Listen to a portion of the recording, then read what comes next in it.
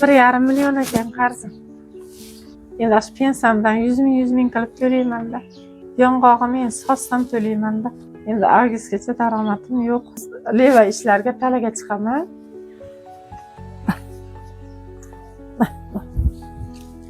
Oyoq anaqa nima qopqonga tushib qolgan ekan. Nevaram baqib olganda buni. Qorovul. Bo'yimda bo'lgandan keyin ular yoqtirishmagan. Borib kelib yuraverasan. Men meni o'g'limsan, deviniki. Tashab kelgan. Necha yoshda edi o'g'lingiz? 4 yashardi. Turmushga chiqmadi. Chiqmadi. 29-imda qo'yganman-da. Rossiyada o'ris xotini bor. Keyin olib ketaman dedi, men unamadim. Buvam unamadi. Nima qilasan, aliment olib dedi. Faloncha pul dedi. Dedi, arza yozganiga. Pul berib yurasanmi, qo'yaver deb. 1967-yil tug'ilganman. 89-yil turmushga chiqqanman. 90-yil qizim tug'ilgan. Keyin 3 yildan keyin yana u turmushim bo'lmasdan boshqaga turmushga chiqqanman. Qizingizni olib ketdingizmi o'zingiz bilan? Yo'q, olib ketganman. Olib ketganman, keyin bo'yimda bo'lgandan keyin ular yoqtirishmagan. Ya'ni yana buvamlar olib kelishib, mana shu yerda ukamlar qarashgan. Buvam qaragan. Necha yil yashadingiz ikkinchi turmushingizda? Yo'qda 5 yil. 5 yil yashadim, ikkita bolali bo'ldim. Yangi chekka chiqqanimizdan keyin shu kuyov bolam ana qilib urushib, nasib chekka boshqa bo'lib kuyov olganman. Haydab yo'qol dedi. Ammo qaynamlar o'tiravering dedi, endi u bilan qanaqa yashab bo'ladi? Ya'ni keyin bolalarni olib keldim, buvam hamma bolalarni olib keldi. O'g'lim mana shu yerda yurdi. Keyin ro'mol to'qir deydi. Ya'ni marhamat, uni bozorga chiqsak, amakilar bilan ketib qoldi. Ya'ni uni ustab yurdimmi? Keyin o'zim borib, mana shu yerda yurasan sen, ha, dedi, keyin buvamlarga berib kelganman. Hadi ustab yuravermay, bo'lmasa bo'p, mana shu yerda yashayver. Borib kelib yuraverasan. Meni o'g'limsan, deviniki. Tashab kelgan. Necha yoshda edi o'g'lingiz? 4 yashardi. Kelib ketib yuraverardi, bizga kelardi, yoqqa borardi, o'rtada yuraverardi. Ashuna qilib, ko'p meka kelsa qo'shnilar bilan o'ynab yurardi. Keyin katta bo'lgandan keyin ketib qoldi. Ro'mol to'qirdim, ro'molda orqasidan tirikchilik qilganman. Qizlar katta bo'ldi, qizlar ham ro'mol to'qishardi. Uchovimiz ro'mol to'qirdik, kichkina bo'lsa ham ro'mol to'qirdi. Onangiz? Onam ipigri berardi. Unda talada ishlardim. Taladan chek berardi, yer berardi. Joy olib chiqib ketamiz, tayyor uy qilganimizda kichkina kelin chiqib ketdi. Siz erta hech kim yo'q edi. Yo'qda dashida tala edi, buvam yo'q qo'y sen tala yoqda ukamlar biz chiqaveraylik, sen buvam bilan qolaverdi. Qoldim men. Onam 87sida davra anaqa o'tdi. Mana 87ga kirguncha qaradik endi, Allohim, kichkina qizim qarab. Ikkinchi eringizni ajrashganingizda necha yoshda edingiz? 29da 4 yil yurganman deydi.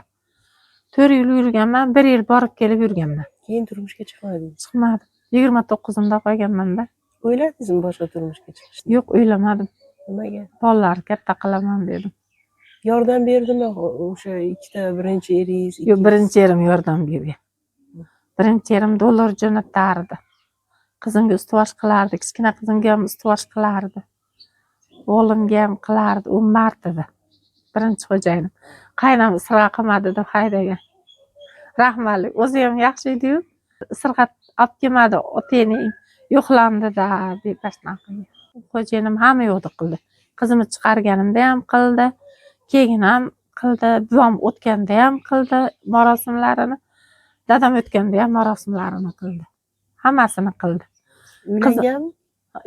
Rossiyada o'ris xotini bor. Keyin olib ketaman dedi, men unamadim. Ammo hozir ham xabar olishadi amakilar. Meni qaynukami qizi Turkiyaga ketdi, asodan hamma yo'q olib keladi qizimga. Ikkinchi xo'jayiningizdan aliment olmadingiz? Olmadim. Aliment olmadim. Bermadingizmi? Uni ham berganim yo'q, birinchisini ham. Alimentga berganim yo'q. Nimaga bermadingiz? Bilmadim. Buvam unamadi. Nima qilasan, aliment olib dedi. Unamadi. Asakaga borsak, nima dedi? Faloncha pul dedi. Dedi, arza yozganiga. Uni endi faloncha pul berib yurasanmi, qo'yaver deb kelib, o'zi qo'ylarimiz bor edi. Katta qizimni tuqqanimda bo'latan olganman-da, dalada ishlab, ikkita qo'y olganman. Ikkita qo'yni olib, patma zo'r edi. Ashlar 3 tadan tuq berib ashlarni boqqanman. Asha orqali hammasini chiqardim. Mana naveslari qildim. Anaqa 20 ta qo'y bor edi. Ash ekizlar 2 tadan 3 tadan tuq berdi. Qo'shnidan olgan edik. Asha orqali dadam ham ko'mdik, buvam ham ko'mdik, qizlarni ham chiqardim. Hammasini sotib oldim. Kichkinamda hammasini sotdim. Sotib chiqardim-da, aslida ham anaqa gani turbi narsalar olmadim, sondoq-pondoq ko'rpa to'shak qildim. Ikkinchi qizimni 23 yoshda berdim. Qayerga sotdingiz? Qoraqalpoqqa.